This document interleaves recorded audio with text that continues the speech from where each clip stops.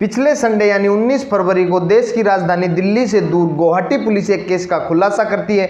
पता चलता है कि एक महिला ने अपने पति और अपनी सास का मर्डर किया।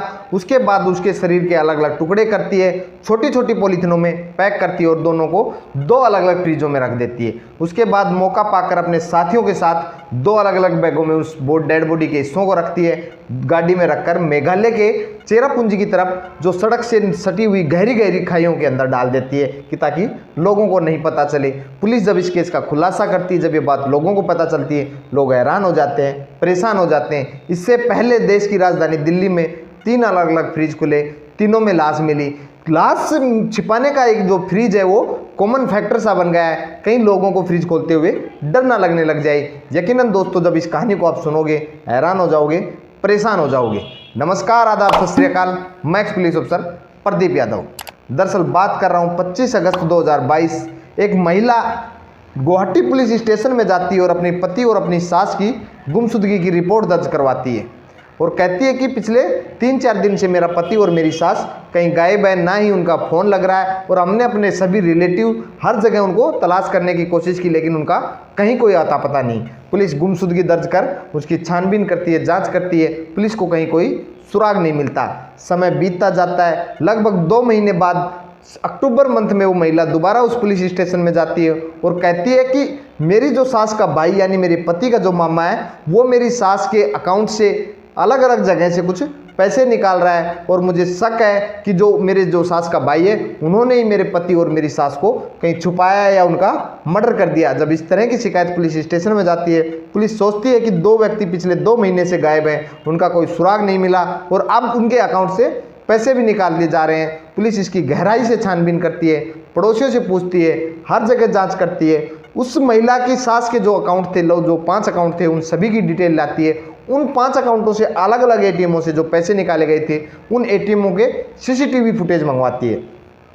उन सीसीटीवी फुटेजों में जिस महिला की शक्ल आती है जिन्होंने वो ट्रांजैक्शन किए थे, वो उसकी सास का भाई नहीं, वो खुद वो महिला थी जिन्होंने वो शिकायत की थी। उसके बाद पहली बार पुलिस को उस महिला पर शक होता है। पुलिस पीछे से उस केस की जांच करती है, पड़ोसियों से पता करती है, तो पड़ोसी भी बताते हैं कि जिस दिन से ये व्यक्ति गायब हुए थे उसके बाद इस घर की छत पर कुछ जलने की बदबू आई थी, कुछ सामान जलने की, कुछ मेटल जलने की सी स्मेल आ रही थी। उसके बाद जब ये शिकायत दर्ज करवाती है गुमशुदगी, उसके 3 दिन बाद वो महिला अपने गाँव चली जाती है। पीछे से पुलिस को यह भी पता चलता है कि इस महिला का जो संबंध था वो खराब था, लोगों से अवैध संबंध था। उसका पति जब घर पर नहीं होता तो कई लोग इसके घर में आते थे, इसके जो दोस्त थे इससे संबंध बनाते थे। पुलिस गंभीरता से जांच करती है। 19 फरवरी को उस महिला को गिरफ्तार कर लेती है। जब पूछताछ करती है, शक्ति का इस्तेमाल करती है, वो महिला टूट जाती है और जिस तरह की कहानी बताती है जो आपको हैरान कर देगी, परेशान कर देगी।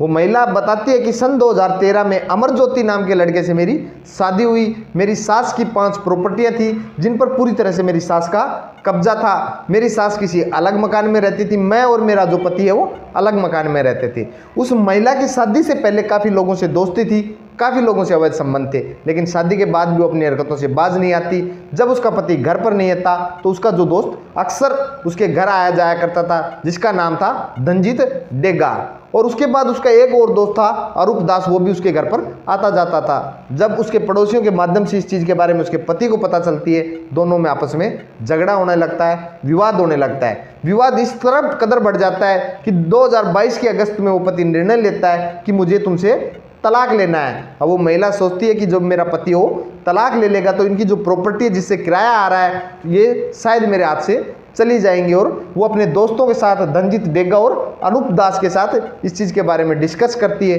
वो निर्णय लेते हैं कि क्यों ना इनको ही रास्ते से हटा दें और इस तरह की प्लानिंग करें। 19 अगस्त को महिला अपने एक दोस्त अनूप दास के साथ अपनी सास के घर पर जाती है। उसकी सास का गला दबाती है और उसके शरीर के अलग अलग टुकड़े करती है और उन टुकड़ों को अलग अलग पॉलीथिनों में पैक कर उस घर के ही फ्रिज के अंदर रख देती है। और उसके बाद वो अपने पति के घर पर आ जाती है, अपने पति के साथ रहती है। 1 दिन का समय बीतता है, 2 दिन का समय बीतता है, 3 दिन का समय बीतता है। उसके बाद 21 अगस्त को वो महिला अपने एक और साथी धनजीत डेंगा को अपने घर पर बुलाती है। उसके पहले उसका पति उसका घर पे आ चुका होता है। उसको खाने में कुछ नशीली दवाइयाँ मिलाती है।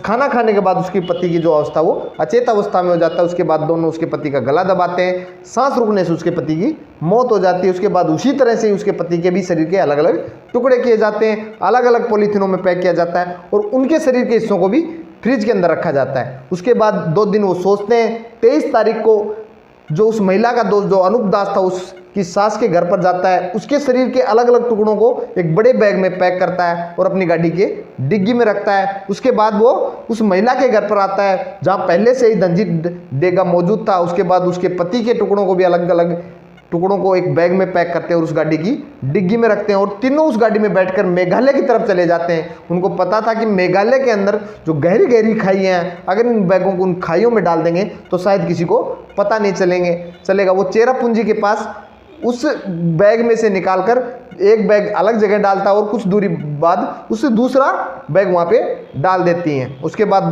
तीनों अपने अपने घर पर आ जाते हैं। वो महिला पुलिस थाने में शिकायत करती है। शिकायत करने के 3 दिन बाद वो महिला अपने पिता के घर चली जाती है, वहाँ पे रहने लगती है।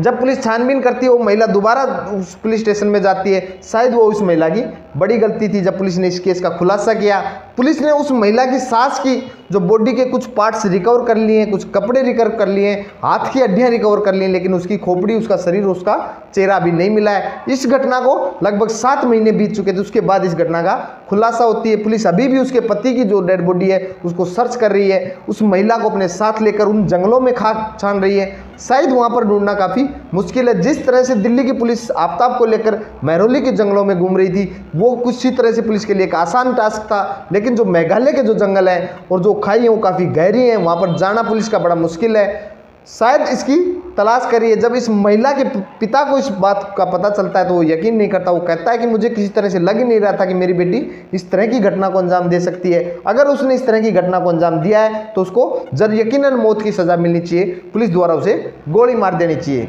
दोस्तों, ये कहानी सुनाने का जो मेरा मोटिव था वो किसी की भावनाओं को ठेस पहुंचाना नहीं था, किसी को आहत पहुंचाना नहीं था। सिर्फ उद्देश्य ये था कि क्राइम चाहे कितनी सतर्कता से किया जाए, एक दिन ना एक दिन क्राइम जरूर खिलेगा, क्रिमिनल पकड़ा जाएगा। जरूरी है कि उसमें समय लग सकता है लेकिन क्राइम छुप नहीं सकता। पुलिस उन तीनों को गिरफ्तार कर लेती है और अब तीनों पुलिस की कस्टडी में पुलिस इस केस की छानबीन कर रही है। जय हिंद, जय भारत।